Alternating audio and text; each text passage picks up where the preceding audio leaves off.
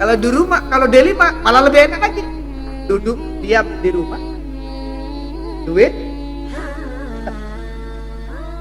itu nggak berusaha sudah, karena makomnya makom yang sudah eladini benar, dipenuhi oleh karena tadi sudah dunianya yang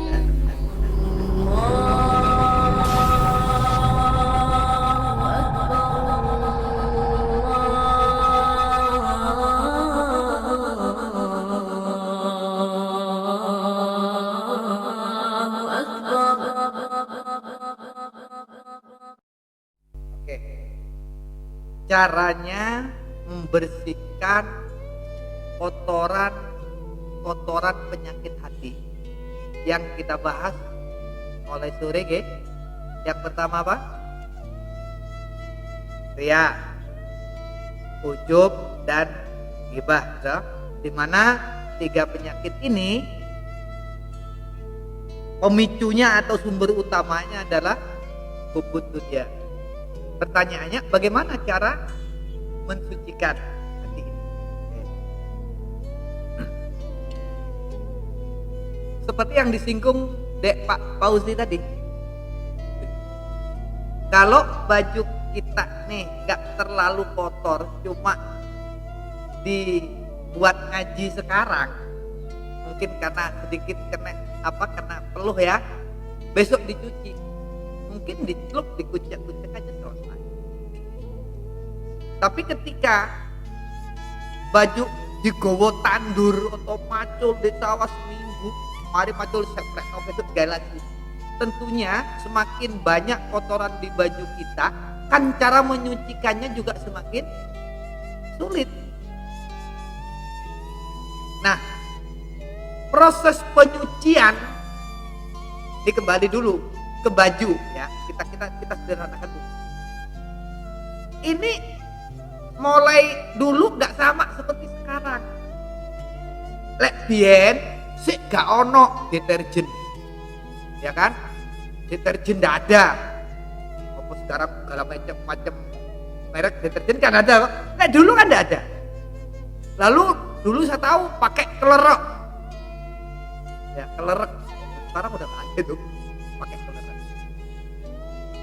Nah, dulu nyucinya itu ya kalau pakai kelerek. Kayak kali masih banyak yang bening, akeh wong umba-umban deh. Kali, pinggir kali, diujuk-ujuk jadi mau dikoplek-koplek nih, jemur, selesai. Seiring perjalanan waktu juga muncul penemuan yang disebut deterjen. Akhirnya pakai sabun deh Pak, sikat, kelerek kan pakai sudah, sikat. Terus seiring penemuan lagi ditemukan mesin cuci. Tinggal masuk ke mesin cuci, tekan tombol, tunggu bentar. Metune, jadi nggak usah dikoplek-koplek, nggak usah disikat. Kalau masuk, kan aja ada mesin cuci. Tekan, sama juga kita menyucikan hati. Kita belajar ya apa supaya gak riya. Belajar tapi sih guru iso. Belajar supaya gak ujub, gak sombong, gak sambung. Gak iso. Belajar. Hilang, datang lagi, hilang, datang lagi, hilang, datang lagi.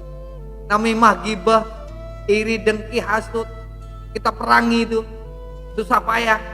Tapi gak jaminan setelah bersih hilang terus, kan ada jaminan kan?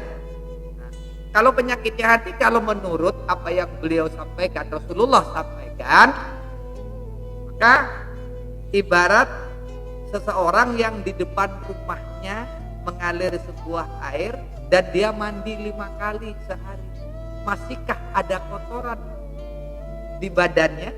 Kan begitu hadisnya ya. Nah, jadi dengan sholat itu adalah proses menyucikan, dan banyak orang belajar seperti itu, tapi banyak juga yang masih belum berhasil. Nyatanya di sini loh ya, tidak tahu di lingkungan kamu sholatnya matang, tapi ngerasani wong pateng juga. Ibadahnya pateng. Tapi ada punya tetanggana, semua tetangga digosipin, difitnah, dinamimah. Ini di sini, kalau di lingkungan sama enggak tahu saya. Kalau dalilnya, teorinya bahwa sholat itu inna sholata tanha anil fahsya'i wal munkar. Bahwa sholat itu bisa mencegah perbuatan keji dan tapi realnya sekarang, kenyataannya banyak orang yang melakukan itu semua, tapi keji dan mungkarnya tetap jalan. Ya, sekarang media sosial gencar. Kiai Sitoe membahas, mengoncei nilai kiai yang lainnya juga wes tambah bingung kaumnya, umatnya tambah bingung. Tambah timbul lagi penyakit-penyakit suudon, buruk sangka dan segala macam. Lalu Allah kasih jenengan petunjuk. Allah udah loman ke kita, kasih petunjuk, kasih resep bagaimana cara menyuci yang simple, yang sederhana, ndak susah, ndak payah. Coro baju sampean wis dikai mesin cuci, tinggal masuk tekan tombol, tunggu sebentar bersih sendiri. Nah, sampean sekarang udah dikasih metode cara pembersihan hati. Dengan apa caranya? Ketika zikir robitoh dengan gurunya. Ini robitoh dengan guru itu sudah metode cara menyucikan hati, membersihkan dan menyembuhkan penyakit-penyakitnya hati. Karena apa? Kalau riak masih ada, seperti yang kita bahas dari tadi, gak ikhlas ngelakoni ada peteng. Wes tak lama deceng medeteng dekir tetap, karena masih ada. Apalagi masuk sombongnya, ujubnya, masuk.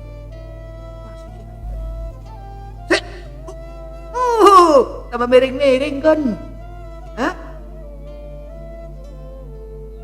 Ngaku enggak? Seperti ini enggak? Iya.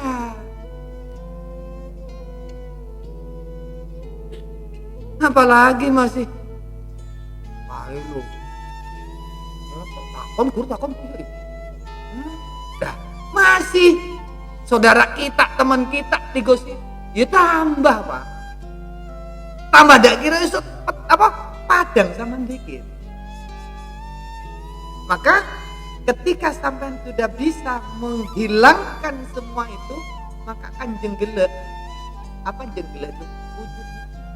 Dan itu jenengan rasakan, insya Allah, walaupun tidak semuanya, tapi semuanya pasti akan mengalami. Ketika kita lagi nyantai misalnya, tidak mikir sesuatu, gak dikir sesuatu, tiba-tiba sambung dengan guru, tiba-tiba sekelerapan kelihatan, kilingan ya ini gitu kan, nampak flat. Tetap ketika sama tidak memikirkan apa-apa, tak kelakon apa-apa, tiba-tiba adanya terlintas kan gitu. Dan disitulah maka metode cara membersihkan hati yang paling simpel, paling simpel, paling bagus, paling mudah,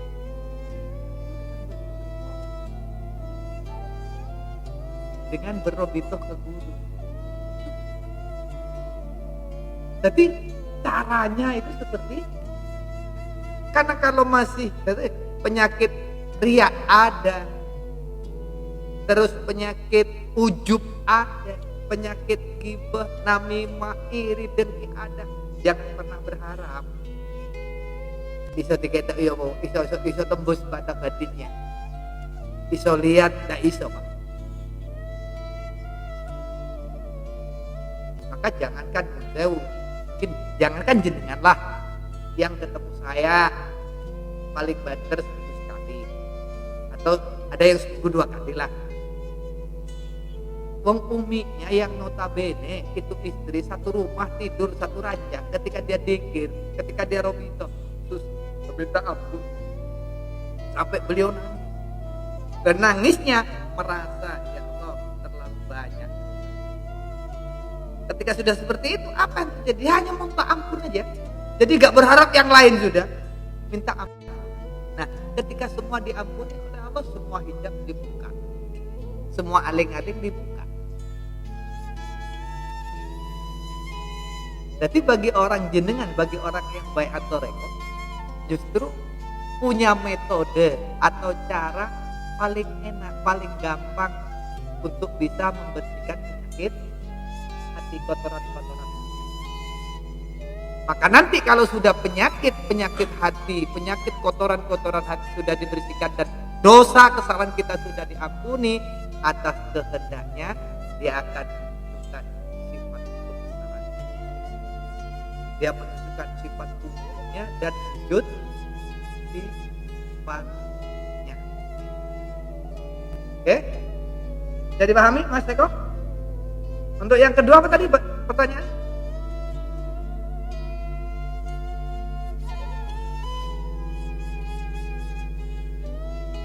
Siapa ya Pak dunia? Hubud dunia? Nah,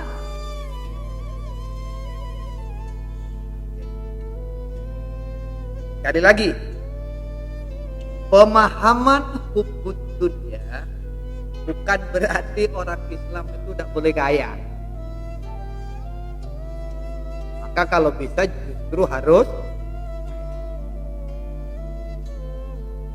Tapi harta dunia itu gak ada dalam. Bahasa sederhananya ngeten lah. Ketika kita banyak harta, yang kita lihat, ya Allah, loman jenengan Gusti, mahal loman jenengan Gusti, kau kasih aku ini, aku berikan aku ini. Justru kita gak melihat pemberiannya. Misalnya kita punya rumah, punya mobil, punya sawah, punya sapi. Itu kan pemberian Allah. Tapi kita nggak melihat pemberiannya, tapi melihat yang memberi. Emang karena kita punya bisa beli mobil, bisa bangun rumah? Enggak kan? Tapi karena dikehendaki oleh Allah. Kita punya apa sih? Kita bisa apa sih? Kita tidak bisa apa-apa. La haula wala quwwata illa billah. Enggak ada daya, tidak ada kekuatan kecuali pertolongan Allah. Sama halnya, saya kok bisa beli mobil, saya bisa bangun rumah. Mobil dan rumah itu kan pemberiannya. Nah, yang dimaksud bahwa dunia jangan dimasukkan di hati itu, kita tidak boleh melihat pemberiannya. Justru yang kita lihat yang memberi. Oh iya ya, Allah loma, saking lomane Allah sampai bapakku diusik atine, aku dikokon gawe tuku genep sak isine. Tak ngono Allah ketok. Ngono maksudnya Kang? Ya? Ngono. Tapi lek gak Allah loman, lek Allah gak loman, Allah gak berkehendak, lalu atine wong gak diotik. Bapak noko urip nyungsep kan gitu. Yo kiri temen kon. Kan gitu. Tapi karena Allah loman, lalu orang tuanya dijadikan wasilah, diotik, anakmu eko eling ngono, gawekno tuku gede genep saiki, ini gur kari ngelah, koni. Ari kono ojo diwasi tukune. Ojo diwasi isine tukune. Sebab lek diwasi tukune, isine tukune, engko lek gak sing tuku, sampean nelongso kok sepi tuku. Ana wong sing gak apik pambengi iki nyebur tanah nek ngarepan. Lah ngono ah. Luput malah. Akhirnya bingung golek penyan kate dibakar. Luput. Tapi lek masih Allahnya, ya Allah tanpa terasa. Nah, ini ada pengalaman kecil nih, ada tamu kan. Jadi kalau niku nggih ngoten pun biasa kerja gitu dol pun kula butuh sekolah kan. Jadi pun kula mikir ya napa kula sambung dengan mawon. Dilalang enggak alhamdulillah yai padahal terus pasar sepi tapi jangan gitu kan. Loh, justru ini kuncinya kan itu Pak. Jadi ketika kita lah, apa yang harus saya lakukan, saya lakukan. Tapi semuanya wis apa jadi Gusti. Yang penting saya lakukan yang terbaik. Kok aku sekarang lagi jualan, deh. Ya udah jualan dengan yang baik. Kuasai ilmu penjualan. Hasilnya apa jadi? Kan ada pengalaman nih kan. Ya, saya dengar sendiri. Saya mulai belajar terus jenengan Robito boten cuma terpikir tok. Jadi kalau kerja kan dodol, kalau berusaha Robito sambung karo yai.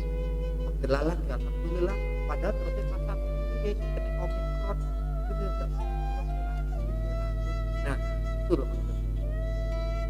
Jadi intinya ya kenapa yang dimaksud jangan ditaruh di dunia, sederhananya jangan kita melihat barang pemberiannya, tapi lihatlah yang memberi.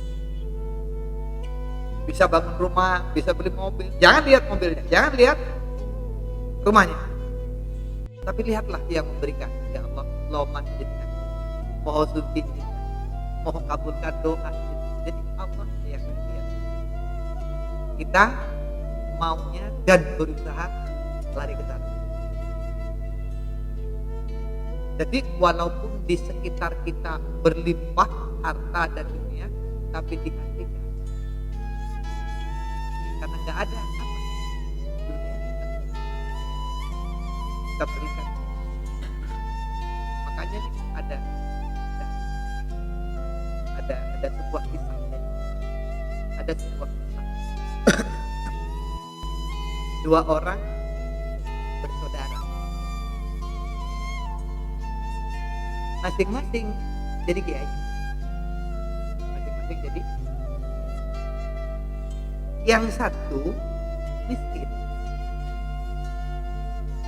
yang satu kaya raya. Oke, bersaudara masing-masing jadi kiai, tapi yang satu miskin, yang satu kaya. Lalu saat saudara yang satu ini, yang miskin itu dia punya santri. Terus dia ngomong nang santri nih, "Le, sini nak, tolong ya sowano ke Kiai Fulan. Itu kakak saya, saudara saya. Sampean sowan ke sana, terus setelah kamu ketemu beliau, tolong sampaikan permohonan saya. Kiai, saya mintakan nasihat untuk saya." Jadi kiai yang miskin itu ngutus santrinya, disuruh menemui kakaknya yang kaya itu kan.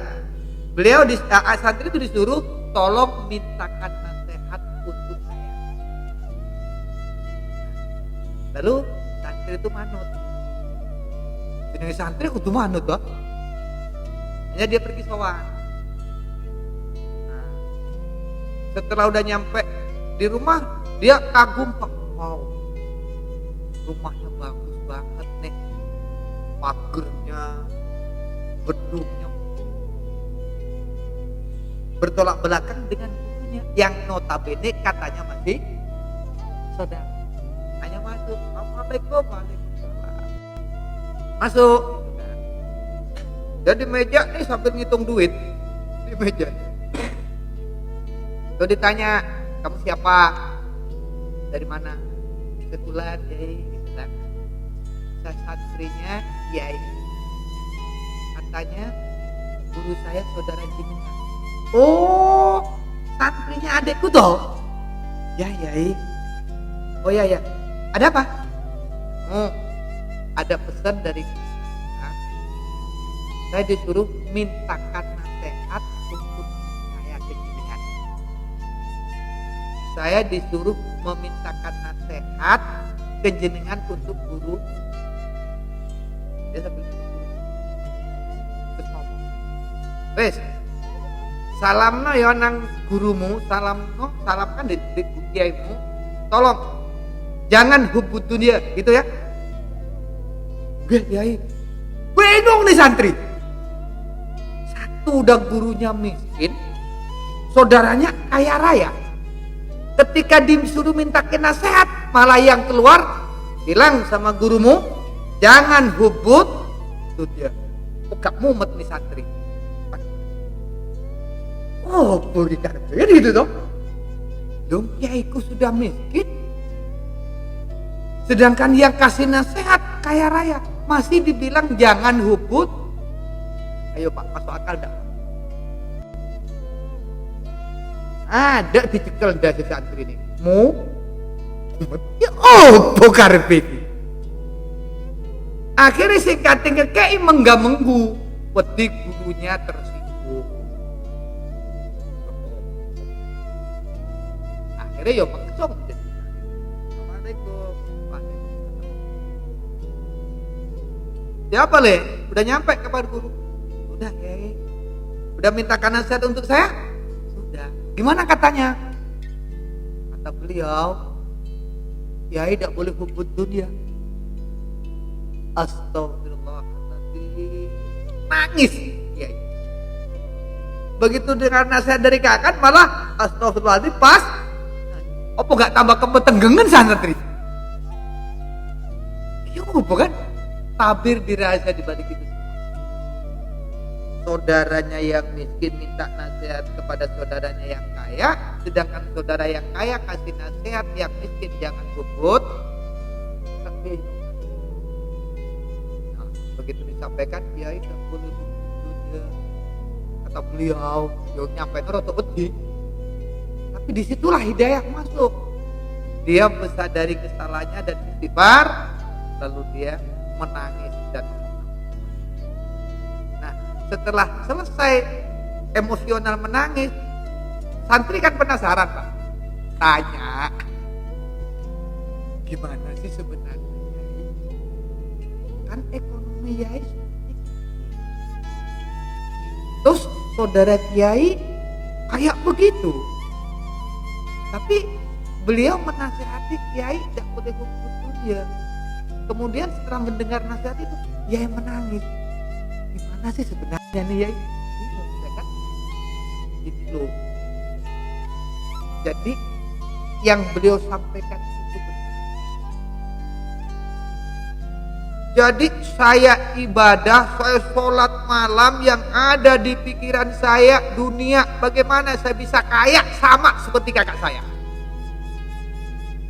Jadi pateng moco solawat, pateng melek bengi, pateng wiritan, king kepengen soge podo karo ureh mongko sing ada dalam hati dan pikirannya.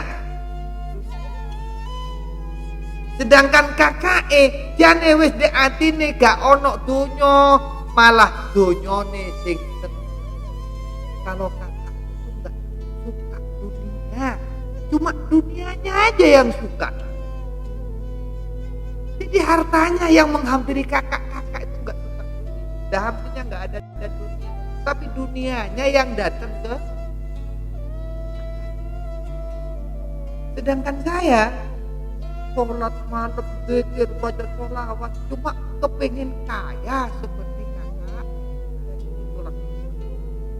Nah itu maksudnya sing dunia gak ada beda. Jadi sesuatu itu enak hatinya sudah nggak ada Pak. Tapi justru hartanya ya just diopeni Pak, ditumpuk Pak. Tak kamu tegak bahkan begitu. Nah itu maksudnya bahwa dunia tidak jadi sama dengan apa yang Rasulullah sampaikan. Taruhlah di tangan, tapi jangan di hati. Ketika di hati, maka dunia yang akan mengendalikan. Tapi kalau di tangan, kita yang akan. Bisa dipahami Mas Eko ya? Oke, yang lain monggo. Ayo Mas Zakaria. Loh banyak ini kok. Kalau saya yang tanya kan juga lucu. Gitu. Sekian ayo. Wis matur.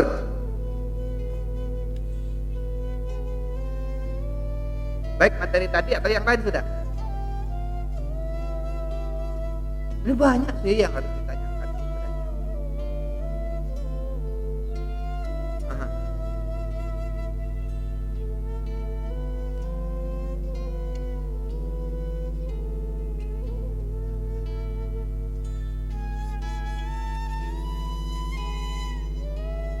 Berat.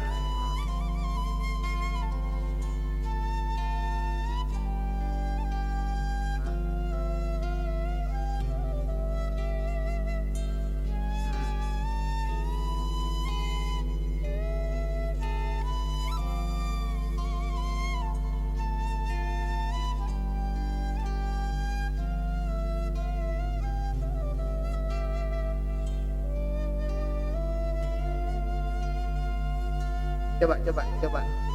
Ada yang bisa nangkap dari lebih nangkap apa yang ada dalam pikirannya Mas Dion, persoalan atau temanya. Mungkin Mas Zakaria bisa nangkap dan nanti lebih mudah.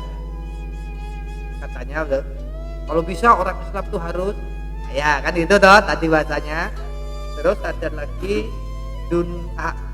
dunia tidak boleh ada di hati kita, gitu kan?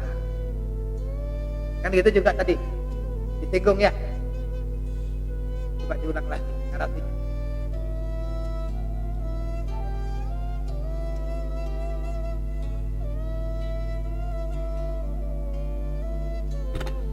Terus apakah kita bersyukur saja tanpa berusaha?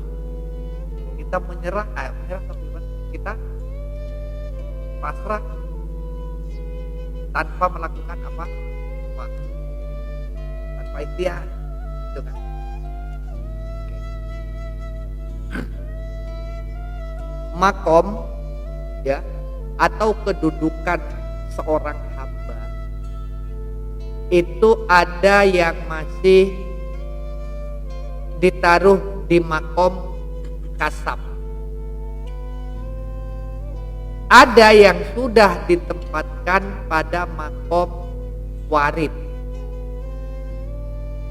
Nah, makom kasab dia masih harus berusaha. Karena kalau sudah masih masih dikasih di makom kasab, ya, dia masih harus berusaha.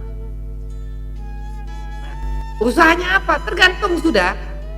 Sing tani ya udah tani. Yang dagang ya dagang. Bisnis ya bisnis. Karena makomnya masih di makom kasab. Makom berusaha. Apapun usahanya. Kan 1000 macam toh. Apalagi sekarang. Dengan canggihnya teknologi. Punya toko, punya supermarket, tidak harus numpuk barang. Ya udah, kalau mau dah. Bisa. Anak sing mau ngomongan direkam, ya tadi duit.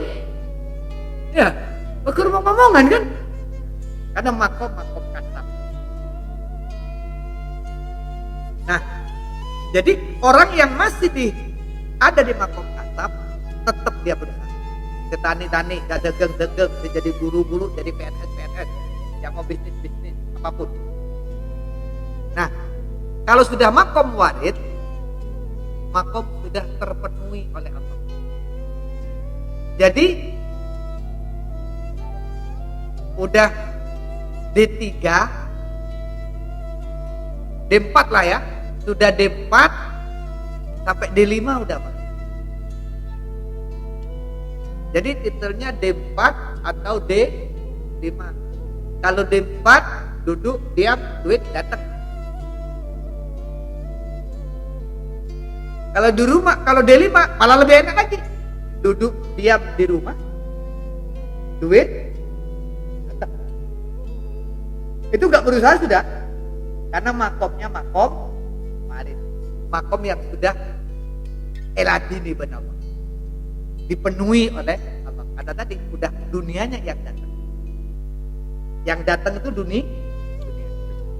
Nah, orang yang masih ada di makom kasab, makom berusaha, mencoba dia duduk di makom warid. Wes, aku udah kate pegawe, saya nggak mau kerja, saya hanya mau wiritan saja.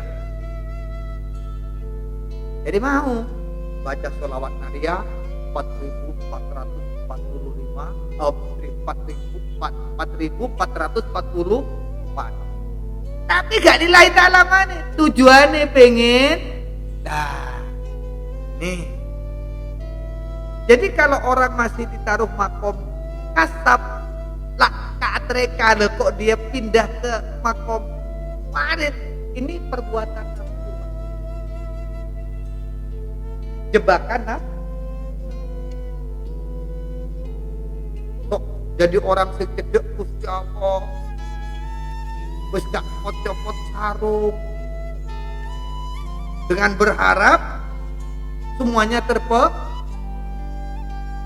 Nah, kalau ini memang ajakan nafsu, biasanya hajat tidak terpenuhi, malah ulek-ulek di dapur yang lain. Juga belajar siapa aja, beneran gitu. Dan sebaliknya, orang yang sudah ada di makom warid, ketika dia mencoba turun ke makom kasab, berarti itu kemunduran. Udah dilayani kok be Allah, udah diladeni kok be Allah, tapi masih kembali ke makom. Terus ada juga orang yang di perbatasan makom warid dengan makom kasab. Kerja sehari cukup seminggu, kerja seminggu 2 bulan tidak kerja cukup semuanya sudah. Nah, itu di perbatasan makom kasab ke makom warid. Jadi cuma sampingan aja. Nah, kalau kita pasrah, hanya bersyukur saja ya, tanpa kita berupaya apapun, kan semuanya sudah ditentukan oleh Allah, kan gitu kan? Berarti kita menggantungkan pada takdir. Orang yang hidupnya menggantungkan pada takdir itu adalah komunitas orang-orang yang bodoh. Kadang-kadang yang seperti itu malas berbalut spiritual, putus asa berselimut ponakan. Persis ketika kita pernah baca buku di SD itu ya, Domba dan Jemberut itu. Saya pernah baca di SD dulu Pak, ada perpustakaan dulu Domba dan Jamrut gitu kan. Ada jamrut penggantung, dia agak tinggi, terus ada domba datang nih. Nah, si domba dia berusaha akan ambil jamrut itu. Dia berusaha maksimal, tidak bisa. Maksa tidak bisa, sampai habis tenaganya. Setelah itu dia menggerutu.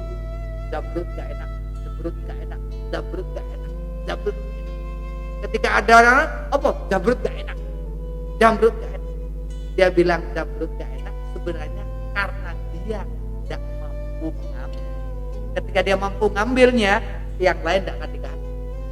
Makanya kadang-kadang kebanyakan ya maaf ya, kebanyakan males berbalut spiritual. Putus asa berbalut pona. Dan putus asa semua upaya wis dilakoni tapi pagak koyo ngene, halah wis ngene cukup lah.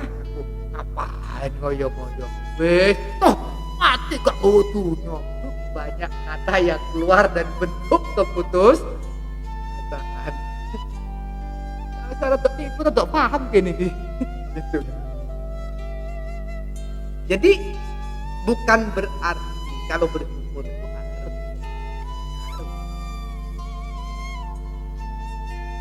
Makanya Allah itu memang menyuruh kita hambanya berdoa meminta. Ya, untuk uni astajib, mintalah kepada kabul. Bahkan Rasulullah juga mengatakan bahwa doa muhul ibadah, doa itu adalah intisari ibadah. Nah, sebenarnya ada cara bagaimana kita tak minta tapi Allah tahu. Ya kita bersyukur. Kita bersyukur, maka Allah akan apa? Tetapi bukan berarti kita hanya alhamdulillah terus kita tak berupaya. Ya lihat makom kita lah. Maka kulit sapian kita diharapkan jadi hamba yang tahu. Jadi kalau mari berkasab lah. Kalau sudah di makom warid, sudah. Jadi ketika kita tahu diri, kita bisa menempatkan diri. Oke. Bisa dipahami Pak? Bisa ya? Mungkin ada lagi? Go. Hah? Betul ya? Hah? Ini ya. Hubungannya dengan ibu dunia tadi, bahwasan kita kan tidak diperkenankan untuk ibu dunia. Sedangkan di satu sisi kita itu ada semacam katakanlah tanggungan yang harus diselesaikan. Sehingga dalam kinerja kita juga pasang target. Artinya satu hari saya harus mencapai sales sekian sehingga profit kita sekian. Di satu sisi kita harus lain sakartum. Apakah kategori kita pasang target untuk capai sasaran ini masih ditolerir untuk ke lain sakartum dan juga bisa ditolerir ke hubudun ya? Karena kan satu sisi kita juga dituntut untuk penyelesaian hutang yang masih belum terselesaikan. Sehingga kita kerja keras, pasang target dan kita harus capai target itu. Sehingga kalau kita tidak capai, kita berusaha gimana caranya masih harus tercapai seperti itu. Mohon petunjuknya. Dan itu sudah dengan melakukan berapa puluh tahun. Yang selalu pasang target dikejar setoran. Tapi sampai hari ini tidak dalam kehidupan jenengan. Belum ya? Oke, dirubah pola pikir. Jadi teori yang seperti itu kan sudah jenengan terapkan sudah berapa tahun? Tapi belum menyelesaikan persoalan. Ketika jenengan meneruskan konsep dan metode seperti itu, maka di Kodriah ada ilmu lunas utang seperti itu. Kan lunas enggak? Utang bisa lunas setelah karena sekarang sudah jam 12:15 menit.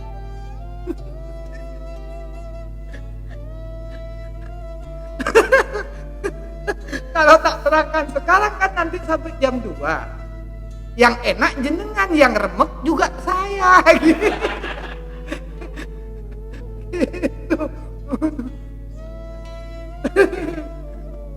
Nanti juga ada rahasianya. Jadi bahasanya simpel aja gitu, simpel. Saya ada instruksi, saya bilang gini. Kamu menginginkan sesuatu, lalu kamu melakukan dengan cara seperti ini, gagal. Terus kamu menginginkan sesuatu yang sama, kamu menggunakan cara yang seperti yang pertama, kamu gagal lagi. Lalu kamu menginginkan sesuatu yang sama dan menggunakan cara yang sama, kamu gagal lagi. 3 kali ini, 3 kali ini, mana yang disebut gagal, mana yang disebut berhasil? Bingung kafe dong? 3 kali mencoba, 3 kali gagal. Nah, ternyata filosofinya begini. Ketika kamu menginginkan sesuatu, mencoba dengan cara seperti ini, kamu melakukan dengan cara ini, tapi berhasil, kamu sudah, tapi gagal, kamu sudah berhasil. Karena apa? Berhasil melakukan, berhasil mencoba. Lebih baik mencoba gagal daripada gagal mencoba, kan gitu toh. Tapi ketika cara yang pertama sudah gagal, kamu ulang kedua kalinya dan gagal lagi, disitulah kebodohan. Dilakukan sudah salah, masih kan orang bodoh.